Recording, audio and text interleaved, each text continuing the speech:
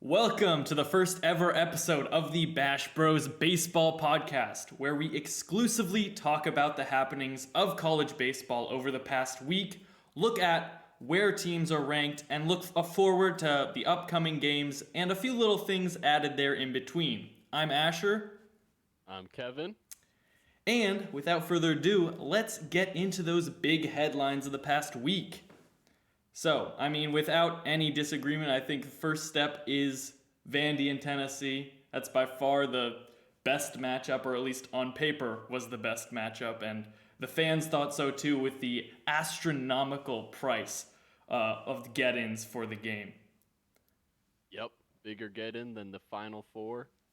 Huge step for college baseball, a sport that has been supposedly on the decline the past decade or so, but with the social media and TikTok gang getting into it, Yes, college sir. baseball seems to be back on the rise, and we're loving it. We know our college baseball players love some TikTok. They're always popping off. Of course. But yeah, But the tickets were, I think, pretty much double the price of the Final Four games, which is absolutely crazy to see that kind of price.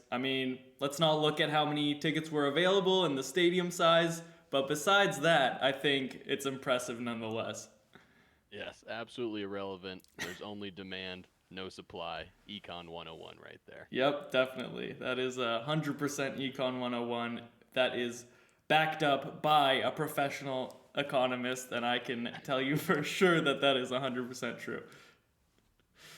But yeah, so let's get into the actual games then.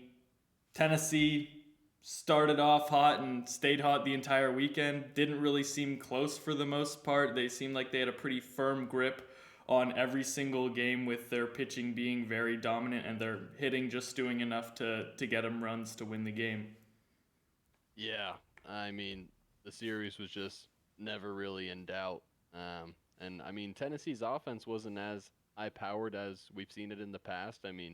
Coming in the year, we knew they were stacked on the offensive side of things, knew they were going to absolutely crush the ball the whole year. But the questions were on the pitching staff, who are all a bunch of young guys, couple freshmen in the staff, and they held Vandy to 2 runs at the most in 2 of the games and then shut them out on Sunday. So, the whole series was just never really in doubt.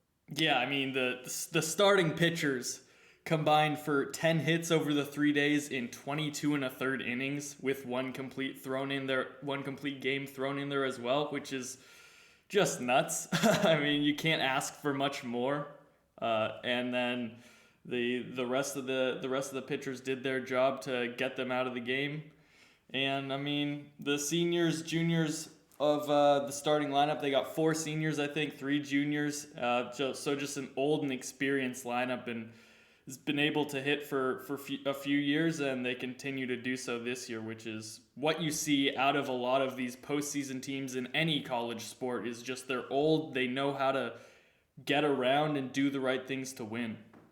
Yeah, this team's just looking absolutely terrifying. We knew they were good, but back-to-back sweeps on the road at Ole Miss and at Vandy. It's hard to put together a better resume than what they have at this point. Yeah, and there isn't much left for them to prove. Those were the two biggest teams they had to face, and now it's hopefully should be smooth sailing. Those were obviously the highest ranked teams coming in. No other teams that they face are gonna be as proficient as what they've seen so far. So if they can keep this up, it should be a pretty amazing record at the end of the year. 100%. So I have a question for you on the spot. How many losses do you think they would have to get to be taken off that number one spot? Because they've kind of proved themselves to everybody that they have beaten all the best teams, and if they lose a few games, I still think they're up there without any question. Yeah, especially with the pecking order right now, you got Arkansas behind them, but they don't play Arkansas, and then Virginia behind that. So I think it would really ultimately take them losing a series if Virginia stays hot and doesn't lose a series as well. So For sure. potentially, if Tennessee somehow loses a series down the road, their toughest opponent is probably Georgia. It could happen there, and if Virginia stays hot, maybe they pass them there. But Yeah, I mean, ultimately I it's still tough to think see Tennessee. Yeah, I still think if they lose the series to a Georgia or whoever, they still stay on top, even if they have a bad week or something like that. They have proved everything else, and they've shown it. And if they can do at least similar damage to teams that they've done, a bad weekend, I don't think will hurt them. Yeah, they certainly could stay on top. But yeah, we can now run into some other SEC games over the weekend. We got Georgia and Florida, another sweep by the hands of an SEC team where Georgia just looked great for the most part. They can really build on this. They have a really tough schedule down the stretch, and they needed this to right the ship of the past few weeks, get on the right path, and if they can stay hot, they can do some damage to the upcoming opponents of LSU, Vandy, and Tennessee in their final few weeks of the season. Yeah, like you said, Georgia was trying to right the ship there. They lost 2 out of 3 the previous weekend to Kentucky, which Kentucky's been decent, but not a great loss there. And they were falling. Georgia was falling to the bottom of the rankings there. So huge for them to win this series, let alone sweep it. And they jumped in the rankings. And yeah, huge series for them, like you said, trying to get on track before they go through that brutal stretch near the end. Yeah, and I mean it's the opposite now for Florida. They really need to start to get things going. It looked like they had a pretty good midweek win prior against FSU, but considering that Florida State went 0-4 this past week, it is definitely not looking as good. Yeah, Florida's on a tough stretch here. I mean, just lost 2 out of 3 to LSU, who's been incredibly inconsistent the whole year, and then getting swept by Georgia. Just not the type of direction you want to be trending in, and it doesn't get any easier as they face Arkansas, Vanderbilt, and Tennessee their next 3 series. So we'll see how many wins they can pick up in that stretch. Yeah, speaking of LSU, they faced Auburn this past weekend, and even though LSU was able to outscore them, they lost the series 2-1 with the Auburn pitching staff able to limit the damage done by that potent LSU offense, which is something that we've seen that LSU is consistently inconsistent, is the best way I can put it. Thursday game, Auburn got all of their runs in one inning, and LSU kind of collapsed from there. And there was some drama with their starting pitcher, Blake Money, who you could see was visibly upset after that inning and had to be calmed down. So hopefully that's not some sort of turmoil in the locker rooms that'll eventually create some more chaos and they're able to settle that down, or hopefully maybe it kicks them in the butt and they get behind it. But right now LSU's just been consistently inconsistent. Yeah, I mean, like you said, sometimes those bursts of emotion they can turn a team down and get them down in the dumps for a long time. But at the same time, they can also spark some energy and get a good run going. But LSU's just been incredibly inconsistent up to this point, and we know they have one of the best offenses in the country when they're clicking, but the pitching and defense just hasn't been there whatsoever, and we'll see if they're able to put it together. Yeah, I mean hopefully they can, because that's a team that you want to see in the College World Series just by the means of their talent pool alone. Yeah, absolutely one of the most talented rosters in the country.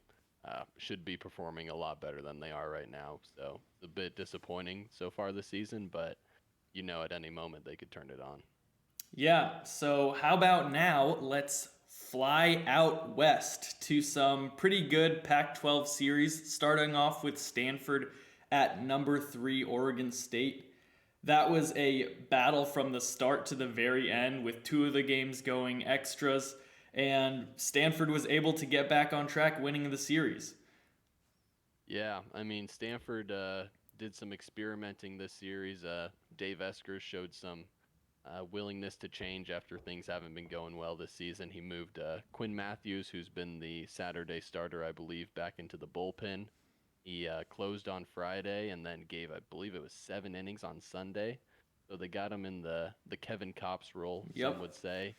And same thing on the offensive side, showed some willingness to change as he sent Brock Jones and Drew Bowser down to 6 and 7 hole in the order, I believe, and those two guys were supposed to be their cornerstone pieces headed into the season. So to see them down in the order, I don't think anybody would have expected that before the year started, but with the way they've been playing, they've needed some changes, and it looked like this past weekend it worked out well for them. Yeah, it's good to see them solidify the bullpen whatever means possible. We're not saying that Quinn Matthews is becoming a Kevin Kopps because that is a bit crazy, a bit of a wild shot in the dark there, especially when he came in on the Sunday game and threw, I think, 4 straight bases loaded walks, or at least 3. So gave up some runs early, but was able to shut down the OSU offense after that, and really helped Stanford be able to claw back into the game there. Yeah, definitely. I mean, that was a pivotal series for Stanford. Sitting around 500 in the Pac-12, they needed to get a series win and get back on the right track before it's too late. Yeah, I gotta give a special shout out to Cooper Jerpy because his Friday game was absolutely phenomenal with 17 strikeouts in 8 innings and only giving up 2 runs in that, or 2 hits and no runs in that as well. But still somehow ended up with the no decision and ending up the game with a loss is just brutal for what looks like to be the probable Pac-12 pitcher of the year. Yeah, I mean, like you said, brutal loss when you get a performance like that out of your starting pitcher. I think he won Pitcher of the Week from all major media sources that give out a Pitcher of the Week. So incredible game for him. And I mean, he's been dominant the whole year, like you said. So exciting to see what he'll do the rest of the year as well. Yeah, and let's go down south now to the other Oregon school, which played at UCLA and got swept by 1 run each game. So it's a pretty brutal way to go down with UCLA limiting the damage that Oregon's offense could do to only a few innings each game, it seemed like, where Oregon could put anything together. But UCLA's pitching staff looks legit, and it seems like every other pitcher on the staff is a freshman, which is extremely scary looking forward for the next few years. Yeah, incredibly impressive performance from the UCLA pitching staff. Oregon came in tied with the top batting average in the country with Tennessee, which says a lot. And like you said, a lot of UCLA's arms are young guys, a lot of freshmen, and for them to pitch that well against that Oregon offense was incredibly impressive. And it seems like these guys are probably only going to get better and better as the year goes on. So these guys could be scary headed into the tail end of the regular season and headed into the postseason. Yeah, it seems like a classic UCLA pitching oriented team that we've seen make so much noise in the postseason previously. Yeah, and this I believe is this past weekend was Kyle Caros' first weekend back as well. They have him in the hitting in the 4 spot. He was supposed to be their best player on the offense this year, and to have him back is major for them and should give a little spark to that offense, which has been lacking but doing enough at the same time. Yep, for sure. We can head over to ACC land now. I guess that's the main series in the Pac-12 that happened last weekend. And now let's give a shout out to Notre Dame and FSU, another sweep that happened, which is crazy that there were this many upsets on this caliber. And Notre Dame looked like they handled FSU pretty well the entire time. Yeah, Notre Dame and Florida State, both teams that were supposed to have highly reputable pitching staffs this year, and Notre Dame just got the better end of them this week. I believe the Friday night game went into 12 innings, Yep. and they ended up winning 2-0, and then the pitching staff just did as much as they needed to the next 2 games as well. So huge weekend for them after getting swept by Louisville 2 weeks ago, and then last weekend lost to Virginia Tech and then had the next 2 games canceled. So they were coming in on 4 straight conference losses, and for them to sweep a team like Florida State is ultra impressive. Yeah, they needed to do something this past weekend, and they definitely did it. It was all very close games, like you mentioned. I mean, you got to be kicking yourself if you're Florida State, because any of those could have been a win or even a series win if just a few little things happened differently. And now Florida State's on a 5-game losing streak going back to their series loss to Duke. So they really need to right the ship quickly in order to stay in the rankings. Yeah, like you said, Florida State after that, sitting at a 500 record in ACC play and 16-11 overall. Just not that impressive. A lot of teams with better records at this point. So for them to be in the rankings is a blessing in its own for them, and so Yeah. they need to step it up moving forward. Yeah, and it won't come easy because this next week they're playing Georgia Tech, I believe, who's also looking for a comeback of their own after this past weekend when they played Virginia, and Virginia looked like they were Virginia's offense for the most part, besides the first game. Yeah, I mean Virginia's just been incredibly impressive so far this year. Uh, they look like the number 2 team in the country in my opinion. Jake Geloff leading the way on that offense, and the pitching staff has done enough so far. I mean, little worrisome with how many runs they gave up this weekend, but when the offense is clicking like it is right now, you can hang with the pitching staff lacking a little. Right. I think Geloff is now at 51 RBIs, which is almost on pace for a 100 RBI season. Obviously, it probably won't stay like that. He'll start getting a lot more intentional walks, that kind of stuff. But to be at that point right now in the season is ridiculous. Yeah, it's incredible, and they got another chance to prove themselves coming up this week when they head down to Miami, who's up in the top 10 in most rankings this week. Yeah, I really thought this Georgia Tech Virginia series had the potential to be like a trap series for Virginia, and it looked like that in the first game, like that could happen, but it ended up not being so later on in the next few games. But Georgia Tech did a pretty good job handling their offense the first game, but after that it was all downhill. Yep, and I mean we've had concerns with Georgia Tech's pitching staff the whole year, and so seeing Georgia Tech put up runs like that isn't necessarily surprising, but they really need to straighten out the pitching staff in order to give the offense a chance in the first place. Yeah, for sure. I think that's the majority of the best series or the most monumental series this past weekend. If we want to run through some of the best plays that we saw, we can do that now. Uh, Starting off with the West Virginia steal home in the top of the ninth to eventually take the lead in the game. It was only going to be one run, which would have tied the game, but the ball got away from the catcher, and they were able to get 2 runs on a stolen base home, which is a very impressive play, especially since there was 1 strike left in the game for them. Yeah, I mean, last week, Texas Tech stealing home. I mean, usually only see that once a year, maybe. And so to get it back-to-back weekends, and let alone this time with 2 runs in the top of the ninth to take the lead, it was pretty incredible. And then followed up by another big play is the strike 3 call to end the game, bases loaded, 3-2 count, and TCU batter just let it go, and a lot of outrage on Twitter as far as whether it was a strike or not, but hard to judge from that angle. But yeah, crazy ending to that game. Yeah, it is a tough angle to really see where the pitch ended up. Looked like, from my perspective, a lot more borderline than what people were giving it credit to on Twitter. I think in that situation, you don't really want to leave the bat on your shoulder, especially if it's a pitch that could get called, and it did, and the consequences were pretty brutal.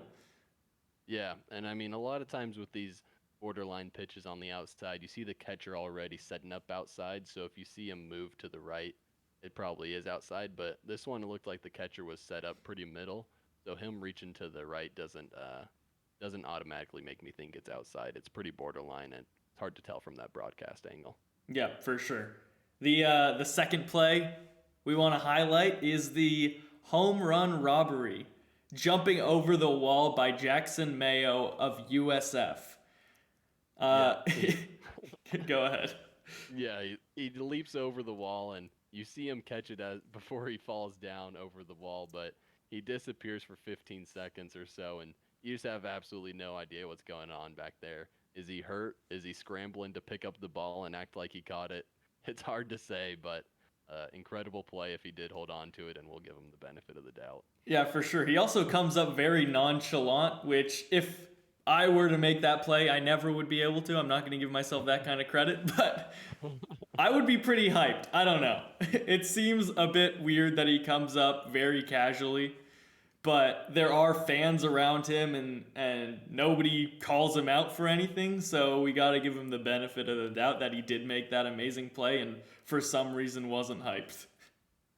Yeah, I mean, like you said, if you're making that play, which could end up being play of the year potentially, you'd think you'd be up and screaming and hyped, but pretty nonchalant. But yeah, pretty great play nonetheless. Yeah, I think that does it for the plays. We can close that down. Do we want to get into the rankings next, or what are you thinking?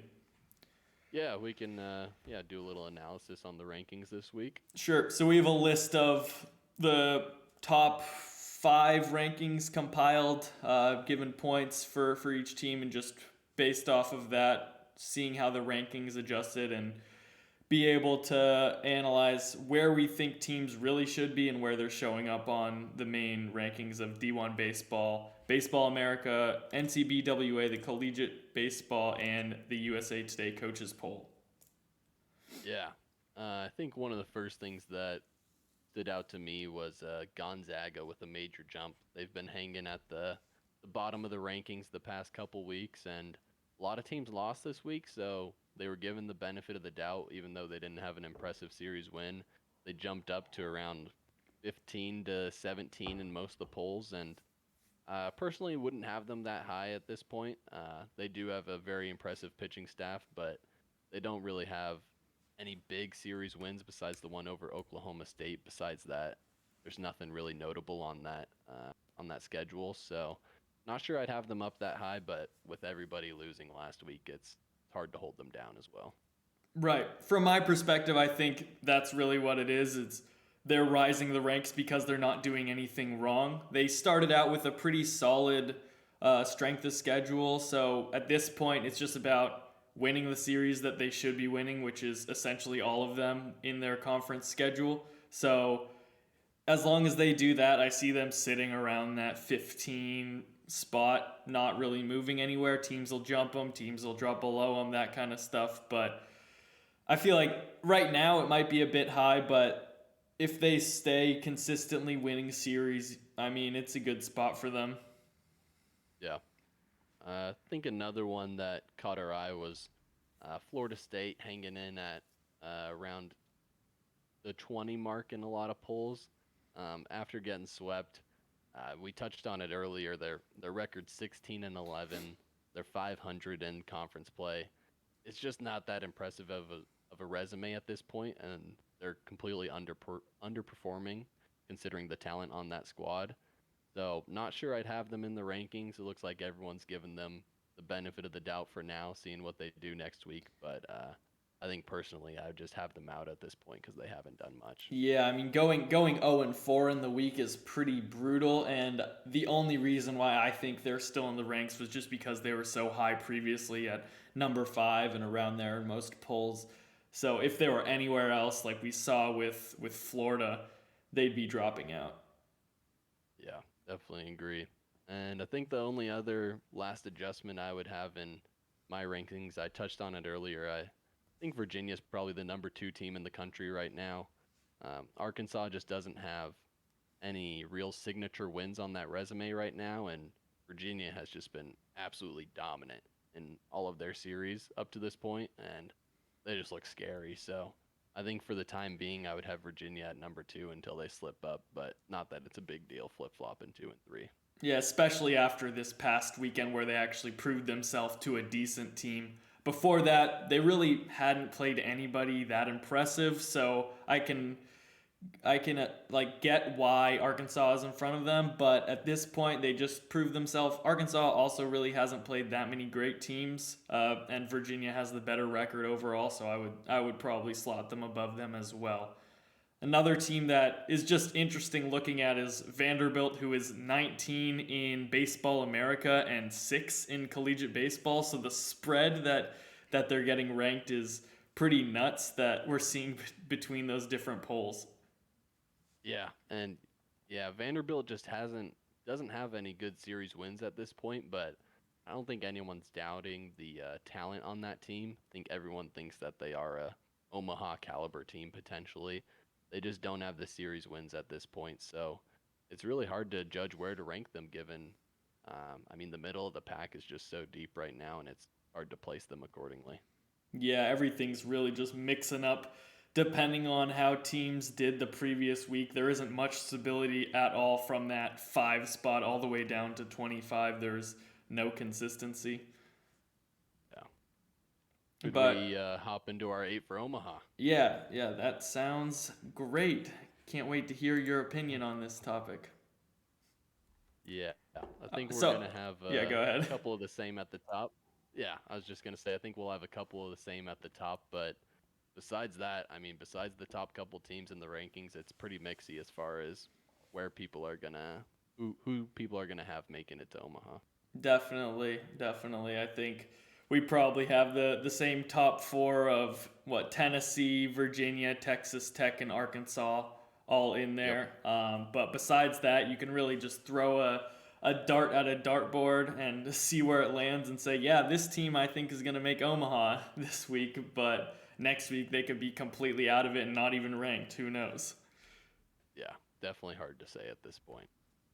But yeah, so for me, the another team, these are not in any particular order at this point after those first four. I think Miami, we'll see after this weekend what happens between them and Virginia, but I think they've proved themselves. They're a top 10 team now. They've faced decent opponents, and their record shows it. They're one of the best ACC teams right now at 10-2. So right now they're hot, and they deserve to be in my Omaha 8.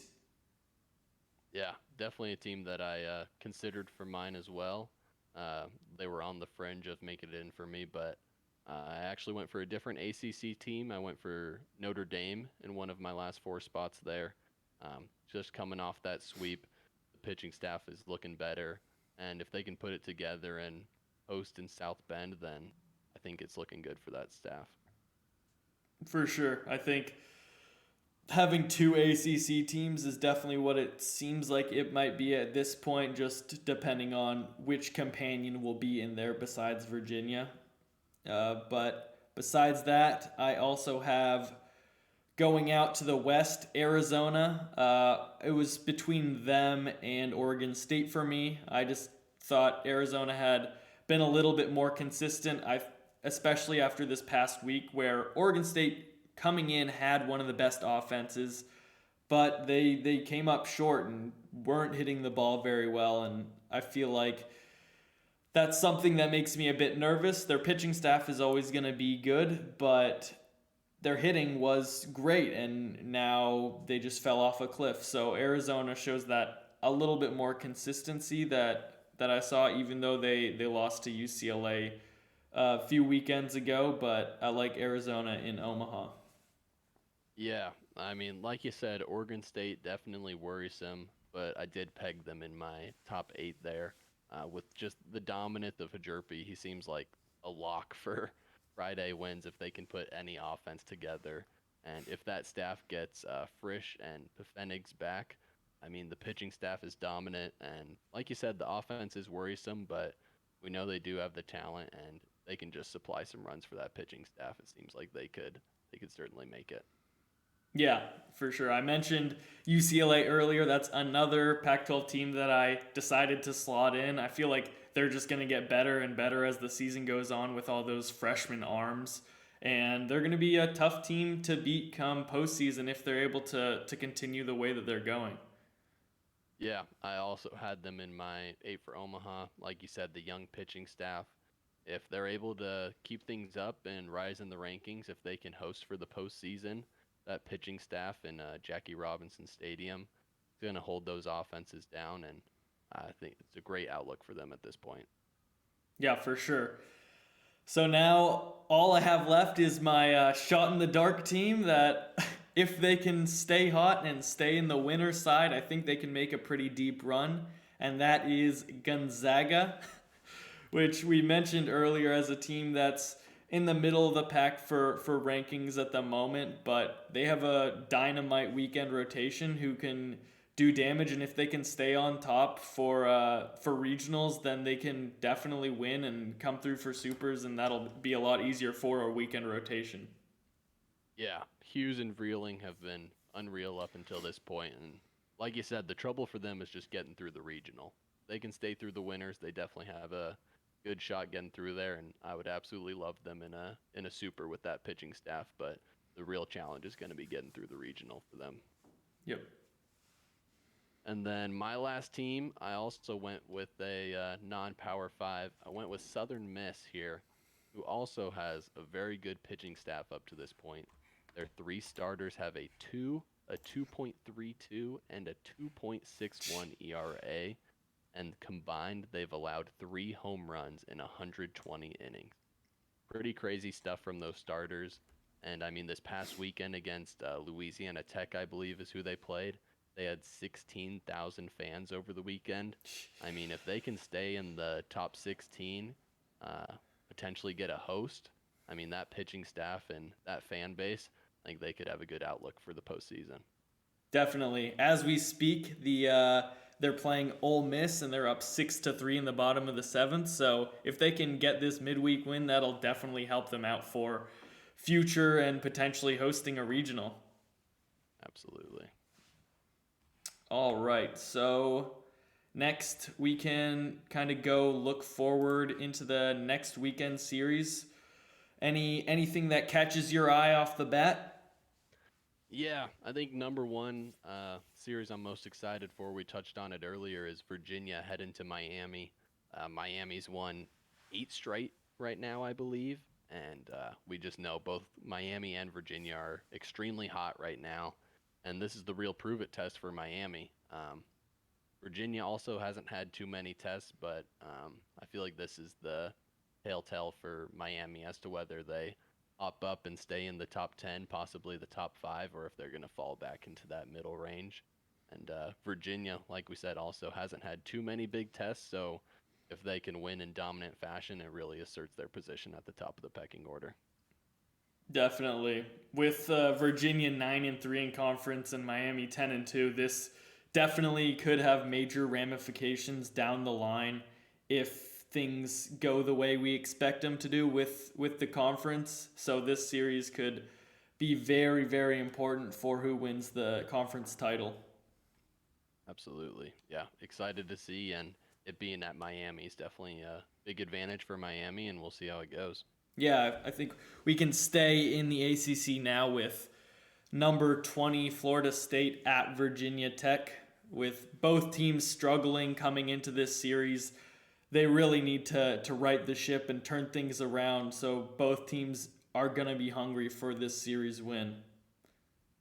Yeah, like you said, both teams in a downward trend there, and Georgia Tech fell out of the rankings. Florida State fell to the bottom of the rankings in most polls. So whoever wins this series is probably going to be in the rankings, while the other find themselves on the outside looking in. And like both teams are around 500 or a little under. I think Georgia Tech's 5-7 in ACC play, and Florida State's 6-6, I believe. So pivotal series, the winner will either be 500 or above 500 in conference play, and that's big for them. Yeah, we can also look at UNC at Louisville this next week. Both teams are ranked. This is one of the few ranked matchup this week. UNC was swept by Miami 2 weeks ago, lost the series to Virginia Tech this past week, so they're also a struggling team in the ACC, and Louisville lost their weekend series as well. So it's a lot of teams in the ACC that are getting kind of upset. This whole upturn of conference play is really having some teams struggle through it. So it'll be interesting to see. These teams are both still ranked, and it could be very, very beneficial for them to pick up this win. Yeah, definitely some inconsistencies out of both of these squads. I mean, just a couple weeks ago, Louisville swept Notre Dame, which is looking like a very impressive series win. And then this past weekend, they just lost 2 out of 3 to Pitt, who's not really an impressive squad at this point this year. So very bipolar team so far throughout the year, and like you said, it's a pivotal one trying to assert themselves at top on the top of the ACC.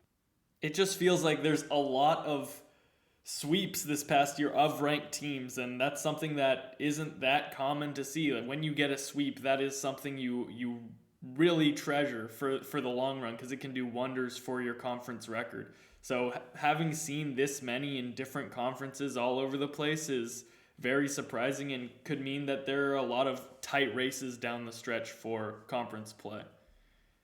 Definitely. I mean, yeah, in college baseball, it's hard to get a sweep even over a bottom team in your conference, but to pull off the sweep against ranked teams, we've seen it a bunch this year, and like you said, it's surprising and it's impressive. So pretty pivotal when it comes to those rankings at the end of the year.